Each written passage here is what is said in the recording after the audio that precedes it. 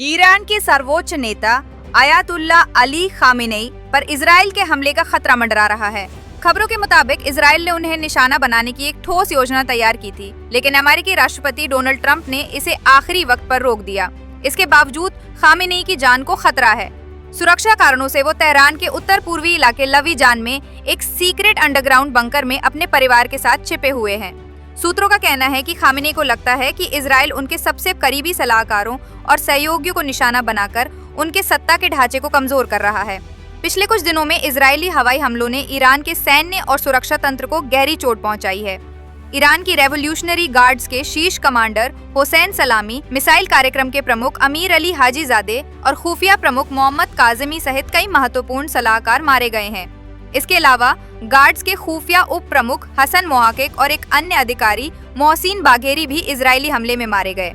इन नुकसानों ने खामेनेई के करीबी सर्किल में बड़ा खालीपन पैदा कर दिया है, जिससे उनकी निर्णय लेने की प्रक्रिया पर गहरा असर पड़ा है। रॉयटर्स की रिपोर्ट के मुताबिक खामेनेई के करीबी सूत्रों का कहना है कि इससे रक्षा और आंतरिक स्थिरता के मुद्दों पर गलत फैसले होने का खतरा बढ़ गया है, जो ईरान के लिए बेहद खतरनाक साबित हो सकता है। खामेनेई, जो 1969 की इस्लामी क्रांति से पहले जेल में रहे और 1989 में सर्वोच्च नेता बनने से पहले एक बम हमले में घायल हुए थे, अपनी सावधानी और जिद के लिए जाने जाते हैं। विशेषज्ञों का कहना है कि उनकी सतर्कता ही उनकी लंबी सत्ता की वजह रही है।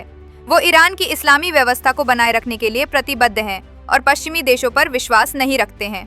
खामेनेई के फैसले अंतिम होते हैं, लेकिन वो अपने सलाहकारों की राय को ध्यान से सुनते हैं और अक्सर अतिरिक्त जानकारी मांगते हैं।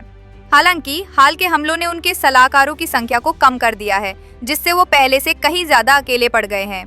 ईरान और इजराइल के बीच चल रहे टकराव के बीच बुधवार को ईरान के सर्वोच्च नेता आयतुल्ला अली खामेनेई ने सोशल मीडिया प्लेटफॉर्म एक्स पर एक संदेश जारी किया।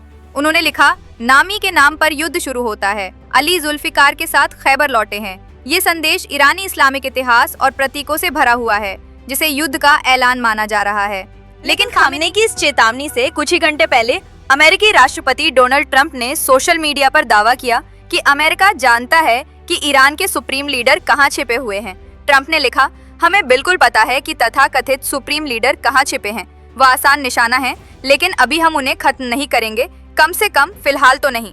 ट्रंप ने यह भी कहा कि अमेरिका ईरान से बिना शर्त आत्मसमर्पण चाहता है। साथ ही चेतावनी दी कि हम नागरिकों और अमेरिकी सैनिकों पर मिसाइलें नहीं झेलेंगे, हमारा धैर्य खत्म हो रहा है।